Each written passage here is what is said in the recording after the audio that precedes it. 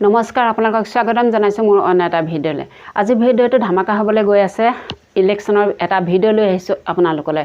আহি গ'ল পঞ্চায়ত নিৰ্বাচন আৰু তাৰ মাজতে ভূপেন বৰা ডাঙৰীয়াদেৱে বহুতো মন্তব্য আগবঢ়াইছে।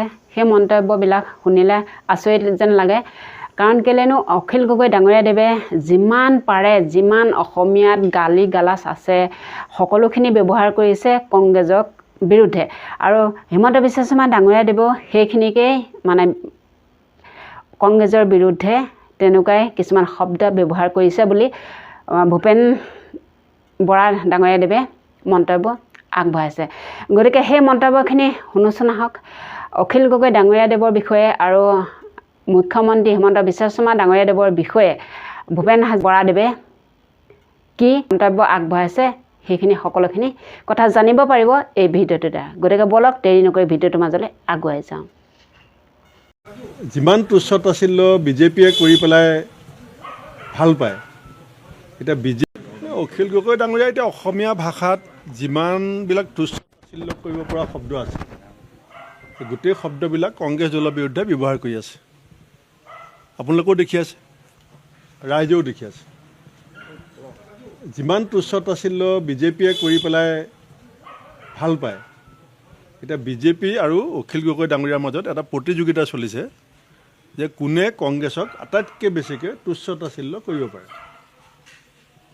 ৰাইজেও দেখি আছে, সংবাদ মাধ্যমেও চব দেখুৱাই আছে। আমি সেই কথাখিনিত এতিয়া একো প্ৰতিক্ৰিয়া দিব বিচৰা নাই। আমি চব নোট কৰি গৈছোঁ, আমি সকলো নোট কৰি গৈছোঁ। আমি এতিয়া সদ্যহতে এই পঞ্চায়ত নিৰ্বাচনক লৈ আমি ব্যস্ত।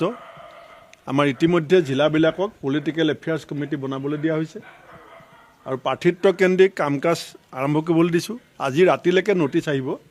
আমি প্ৰাৰ্থিত্ব প্ৰত্যাশীসকলৰ পৰা আবেদন পত্ৰ গ্ৰহণ কৰিম জিলাবিলাকৰ জৰিয়তে। গতিকে আমি পঞ্চায়তক লৈ ব্যস্ত। এতিয়া আমাক যিসকলে লঘু লাঞ্ছনা তুচ্ছতাচ্ছিল্য কৰি ভাল পায়, আমি তেওঁলোকক যে বল খেলা ফিল্ডত ইটো পাৰ্টি আহি পোৱাৰ আগতে এটা পাৰ্টিয়ে যে গ'ল বন্ধু হৈছে নেকি? মই বল খেলা ফিল্ডত দেখিছোঁ নহয়, কেতিয়াবা ইটো পাৰ্টি আহি পোৱাৰ আগত যে এটা পাৰ্টিয়ে খুব গ'ল দি থাকে যে, আমি চবকে গ'ল দি থাকিবলৈ দিছোঁ। কিন্তু এছেম্বলি আমি এটা খেলা নাই। আমি পঞ্চায়ত ইলেকশ্যন খেলিম নহয়, আমি জিলাবিলাকক কৰ্তৃত্ব দিছোঁ। এতিয়া ধৰক শোণিতপুৰ জিলা কংগ্ৰেছৰ সভাপতি দাদুল বৰকটীয়াকে যদি বিচাৰে যে বিজেপি বিৰোধী শক্তিবিলাকৰ লগত আমি ক'ৰবাত একেলগে খেলিলে ভাল হয়, এইটো তেওঁলোকে সিদ্ধান্ত ল'ব। আমাৰ পলিটিকেল এফেয়াৰ্ছ কমিটিত আমি যিবিলাক সিদ্ধান্ত লৈছিলোঁ ইতিমধ্যে মই মিটিং শেষ হোৱাৰ পিছত গোটেই কথাবিলাক ৰাজহুৱা কৰিছোঁ। আমি কোনো ফেন ক্লাব বন্ধ কৰা সিদ্ধান্ত লোৱা নাই। আমাৰ কংগ্ৰেছ দলত যিটো আলোচনা হৈছিলে সভাত, যিহেতু আমি কোৱাৰ আগতেই কথাটো ওলাই গৈছে, অলপ ভুলকৈ ওলাইছে। আমি কৈছোঁ যে আমি সকলো কংগ্ৰেছ দলৰ নেতা কৰ্মীবিলাক হৈছোঁ ৰাহুল গান্ধী ছোনিয়া গান্ধীৰ ফেন।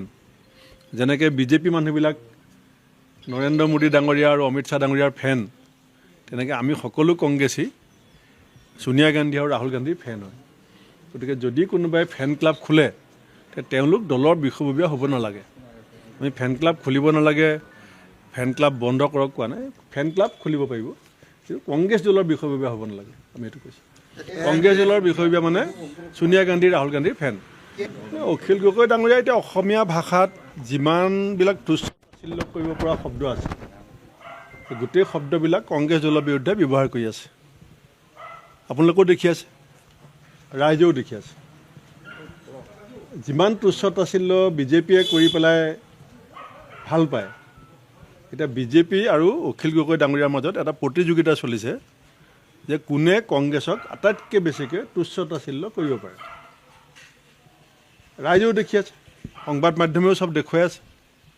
আমি সেই কথাখিনিত এতিয়া একো প্ৰতিক্ৰিয়া দিব বিচৰা নাই। আমি চব নোট কৰি গৈছোঁ, আমি সকলো নোট কৰি গৈছোঁ।